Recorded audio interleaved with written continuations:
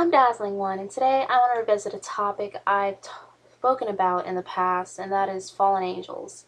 I felt compelled after some things I've been noticing lately, as well as people writing to me about encounters with them. It's been a few months since I last focused on the topic, and I want to share some new things I've come to learn since making the last video. God created man in his image, and if you notice, man has the ability to create as well. This is why, as humans, we build, we can be artistic, logical, read, write, and so forth. Animals don't have the same ability to create and dominate. If they did, they'd be ruling over us. True, a beaver can build a dam, a spider can make a web. However, the complexity of what they can do is great for their kingdom, but considering humans are the ones that are making skyscrapers, they're creating cell phones, planes, television sets, and so forth. And the interesting thing, as I begin to think about this, is that angels don't have the ability to create either.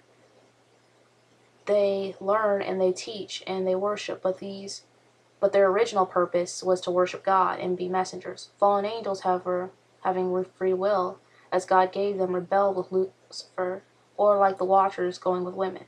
These particular angels envy mankind because they have a chance to know the Creator and are made in His image, whereas they are not. They also have no ability to create. And I thought it's interesting because I think part of our ability to be so artistic and so creative comes from being made in God's image. The funny thing about these fallen angels is, although they don't have the ability to create, within every story, take the Anunnaki for example, they consider themselves the creators of mankind. However, even then, they didn't have the ability to speak human beings into existence. It still had to be done in a more scientific fashion. So they're desperate for worship, and they'd like us to believe that they have the creator's ability, but they don't. Humans are more creative than they are. This is why they're oftentimes called archons, because they only can recreate what we do. This is why they need a muse. This is why they use artists. This is why they use businessmen, because they themselves cannot create, but they can exploit our ideals. And going back to the Book of Enoch, when the Watchers came down and taught mankind about different mysteries or secrets of heaven, it was stuff that they already knew and learned. They didn't invent it. They lacked the ability. I can remember once having a dream in which Satan said, I want to change the entire universe, all the way to the smallest atom or subatomic particle. He wants to destroy all of God's creation. Almost succeeded 4,000 years ago with the help of the Watchers, but failed. Even when it came to cloning and bioengineering that they taught, they still did not have the code of life. They can't speak of being into existence. They can't create a soul. This is why some laid with women, and others were taking female eggs and male sperm and splicing them. Even then, they're not creating anything from scratch, and this frustrates them. And the Nephilim did not have souls. This is one of the dilemmas and reasons why God didn't want angels and humans mating together, because these Nephilim, when they died, being soulless, just became demons. The other thing I wanted to briefly discuss is the possibility of the actual Watchers returning. The Book of Enoch talks about the Watchers being bound for 70 generations, and many have tried to understand this. And Jubilees work differently than years work for us, as well as generations don't work the same way when we're talking about them in this sense. And the other thing that I believe ties to the potential unleashing of them is the fifth trumpet. And a lot of people say that they can't be unleashed because it talks about some of them being bound forever, and I get that too. But when I read Revelations 9, which goes over the fifth and sixth trumpet, it kind of makes me think, well, what other angels are bound that they're speaking of? So in Revelations 9, and the fifth angel sounded, and I saw a star fall from heaven unto the earth, and to him was given the key of the bottomless pit. And he opened the bottomless pit, and there arose a smoke out of the pit, as the smoke of a great furnace. And the sun and the air were darkened by reason of the smoke of the pit. And there came out of the smoke locusts upon the earth, and unto them was given power, as the scorpions of the earth, have power.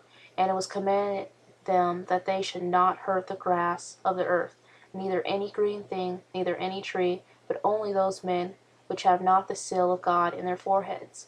And to them it was given that they should not kill them, but that they should be tormented 5 months, and that their torment was as the torment of a scorpion, when he striketh a man. And those days shall men seek death, and shall not find it, and shall desire to die, and death shall flee from them. And the shape of the locusts were like unto horses prepared unto battle, and on their heads were as it were crowns like gold, and their faces were as the faces of men, and they had hair as the hair of women, and their teeth were as the teeth of lions, and they had breastplates as it were breastplates of iron, and the sound of their wings was as the sound of chariots, of many horses running to battle, and they had tails like unto scorpions, and they were stings in their tails, and their power was to hurt men 5 months, and they had a king over them, which is the angel of the bottomless pit, whose name in Hebrew tongue is Abaddon, but in Greek tongue hath his name Apollyon. One woe is past, and behold, there come 2 woes more hereafter. And the 5th angel sounded, and I heard a voice from the 4 horns of the golden altar, which is before God, saying to the 6th angel, which had the trumpet, loose the 4 angels which are bound in the great river Euphrates.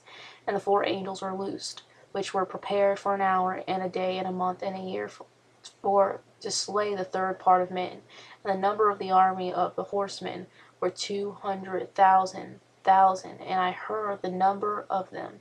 And thus I saw the horse in the vision, and them that sat on them, having breastplates of fire, and of jacinth and brimstone, and the heads of the horses were as the heads of lions, and out of their mouths issued fire and smoke and brimstone. By these 3 was the 3rd part of men killed by the fire, and by the smoke, and by the brimstone, which issued out of their mouths. For the power is in their mouths, and in their tails, for their tails were like unto serpents, and had heads, and with them they do hurt. And the rest of men which were not killed by these plagues, yet repented not of the works of their hands, that they should not worship devils and idols of gold and silver and brass and stone and of wood, which neither can see nor hear nor walk. Neither repented they of their murders, nor of their sorceries, nor of their fornication, nor of their thefts. So to me this paints a pretty vivid picture that something's being unleashed from hell, which we know that there's CERN and the Hadron Collider and various attempts to open portals. A star that falls from heaven could be symbolic of Lucifer, and he basically takes the key, he frees his buddy, Apollyon or Abaddon, and of course Apollon's another name for Apollo. Many say that the false image of Jesus is based off Apollo, and I believe Apollo is Azazel, even though some people argue he's chained forever. The 4 angels that come out of the Euphrates, once again, sound like watchers to me because they're the only angels that were chained in everlasting chains of darkness. And then there's the locusts, and some say they're demons, some say they're helicopters or other machinery, because he didn't understand what machines look like, so the only way to describe them was to describe them as locusts with long hair and faces like men, which I don't think a helicopter has a face like a man. It has long hair. Some people might say it's the propellers, but I honestly take a literal interpretation to mean these are entities that are being loosed from hell. So I think that could lead credence to the ideal that the Watchers are being unleashed. Well, some of them at least. And the interesting thing also is that the 5th trumpet has constantly kept coming up to me. Like, I keep on stumbling across it, or it's brung up to me randomly. And I think it's interesting because one of the reasons I started the channel was to warn of the return of the Watchers, and not just the Watchers, but the fallen angel agenda, as well as help other people out who had encounters like me, because when I was 12, I really started to have direct encounters with demons, not fallen angels, and it really bothered me, and I thought to myself, man, am I crazy? You know, I looked up everything I could look up, and I Googled, and all I found was sleep paralysis and blah blah, and it didn't help me. And I wish there were other people out there who were talking about it. And I've came across some people, but people would say the same thing. Oh, just do this or that, but it never helped. And I remember God telling me one day that you're going to help other people by speaking to them about this. And I thought, yeah, right. Well, come 6 years later, that's exactly what I start doing when I start talking to you guys. So I'm thankful that I've been given the opportunity to speak on this stuff, because it was been something I wanted to talk about, but I was fearful of, oh, people are going to call me crazy. I know someone out there thinks I'm crazy. That's okay. And then the other last thing, concerning date setting and prophecy. A lot of people are saying that September 26th is going to be the rapture, or the 25th, because of Rosh Hashanah. And this is part of the Jewish New Year's. And they're also saying this because on October 8th, I believe, is the Day of Atonement, which is when the last blood moon for the year occurs. And we notice that there are strange astronomical signs. However, I just go back to Matthew 24:36 when anyone claims they know the date of the rapture. But of that day and hour knoweth no man, no, not the angels of heaven, but my Father only. So, first off, I don't believe in a pre-tribulation rapture. If there was one, I'd be so thrilled. But I do believe it's most likely post-tribulation, or maybe mid-tribulation. But like I said, I'll live and be prepared as if I was going to be raptured tomorrow. You just have to be careful with date setting, because something that I noticed within the Bible itself is that every prophet there was, and I do believe there are still modern prophets, however, it's just having the gift of prophecy, and I believe God can give people prophetic words time to time who may not operate in that all the time. Is he didn't really have the prophets setting particular dates. He told them to tell people, to give them a message, to warn them of something that was coming, but he didn't necessarily say, on this date this is going to occur. One of the only times I can think of date setting was whenever the men went in to spy and they got intimidated by the giants, and he said, like, Caleb and Joshua, and I forget the other guy's name, that anybody over 40 wasn't going to enter the promised land, and they were going to get to enter, but not the others. And that's one of the only times, but even then, I didn't hear a particular date. And even when the angel came to Mary and told her that she was going to have Jesus, there wasn't a particular date set either. So even the angels, when they came to give messages from God, didn't set dates. So if somebody's around date setting, I'd be wary, especially if they set a date and nothing occurs, because there's a lot of people on TV, on the internet, wherever, that set dates and then nothing happens, and then they try to make up reasons why it didn't occur, and then they try to lure people in by making new dates. And to me, that's manipulation, and manipulation is a form of witchcraft.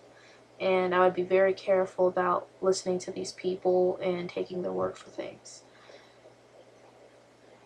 But yeah, it would be nice if September 26th was the rapture, but I really doubt it's the rapture.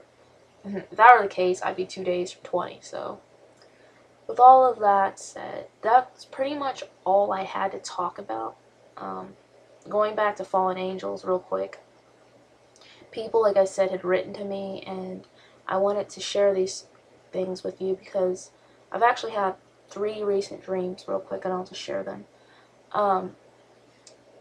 I had one dream like a week ago where I saw a lamb with a scroll, and a goat attacked it and killed it, and it stole the scroll. I thought that was kind of symbolic, because you think about the sheep and the goats.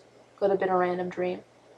The second dream I had, which really creeps me out, is I was driving and my dog suddenly ran out in the road, like in the middle of the highway, and I picked him up, took him back to the house, and as I was sitting with him, he wasn't my dog anymore. It was like this giant, deformed-looking creature, and I still loved him like I love my dog. And it's like, don't worry, don't listen to what they have to say about you. I love you, blah, blah, blah. And then as I was, like, loving him up,